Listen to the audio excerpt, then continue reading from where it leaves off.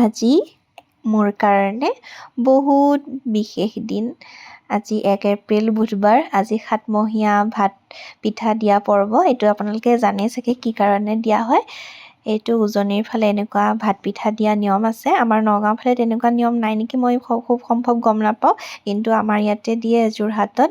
সেয়ে আজি গোপিনী মাতি পেলাই ভাত পিঠা দিয়া পৰ্ব আমি পালন কৰিছিলোঁ। আৰু মই চাহ তেখেতসকলক দি পেলাই আৰু এয়া মোৰ নিয়ম কৰি আছোঁ। এয়া হৈছে জীৱনৰ মধুৰতম সময়।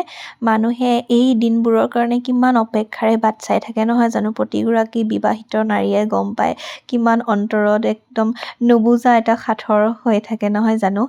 বহুত সপোন, আশা, হেঁপাহ থাকে। ঠিক তেনেকৈ মোৰো এয়া হেঁপাহ পূৰ্ণ হ'বলৈ গৈ আছে ভগৱানৰ আশীৰ্বাদত। এয়া সাতমহীয়া নিয়ম পালন কৰিছোঁ ভগৱানৰ আশীষ লৈ। আৰু এয়া গোপিনী বৰমাহঁতে ভাত পিঠা দিবলৈ লৈছে।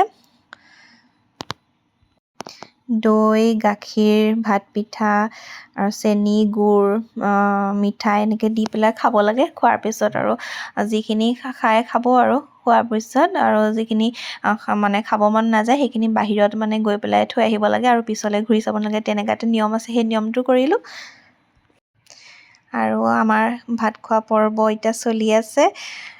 গোপিনীসকল আৰু আমাৰ আলহী পৰিয়ালৰ মানুহ, জেঠাই, মাহী, খুৰী, আমাৰ পেহী আহিছিলে। তাৰপাছত আৰু ওচৰৰ আমাৰ নেইবাৰ্ছ আহিছিলে। গোটেইবোৰে আমাৰ জেঠাইহঁতে ভাত পানী বনাইছে আৰু মই ভাজি এইবিলাক বনাইছোঁ কিবা কিবি। চবকে আপ্যায়ন কৰি আজি দিনটো পাৰ কৰিলোঁ। আজি খুব ভাল লাগিলে। ঈশ্বৰে সদায় আমাক সকলোকে মংগল কৰক। আৰু গোপিনীসকলক এয়া সসন্মানেৰে গোপিনীসকলক সেৱা কৰি সন্মান জনাই তেখেতসকলক আজি দিনটো ইমান কষ্ট কৰি দিয়াৰ বাবে সেৱা কৰি বিদায় দিলোঁ। আজিৰ দিনটোত ইমানবোৰ মানুহৰ ভাল পোৱা, মৰম, আশীৰ্বাদ পাইছোঁ। তাৰ কাৰণে মই নিজকে বহুত মানে ধন্যবাদ দিছোঁ আৰু ভগৱানক ধন্যবাদ দিছোঁ যে তেখেতসকলৰ ইমান আশীৰ্বাদ পাইছোঁ, ইমান মৰম পাইছোঁ। আৰু এই ভগৱানে ইমান ধুনীয়া এটা মোৰ জীৱনত উপহাৰ দিয়াৰ বাবে ভগৱানৰ ওচৰত সদায় মই চিৰকৃতজ্ঞ হৈ থাকিম। আৰু মোৰ পৰিয়ালৰ সকলোলৈ বহুত মৰম, শুভেচ্ছা। আজি মোৰ মাক বহুত মিছ কৰিছোঁ। মা যদি থকা হ'লে আজি আহিলেহেঁতেন কিমান ভাল লাগিলেহেঁতেন। গোপিনীসকলক দেখিবলৈ মোৰ মালৈ মানে বহুত মনত পৰিছিলে। প্ৰতিটো মুহূৰ্তত মিছ কৰোঁৱেই, তথাপিও এটা মা বুলি ক'লে এটা বেলেগ এটা আৱেগ নহয় জানো। গোটেই জীৱনটোৱে মাৰে নহয় জানো।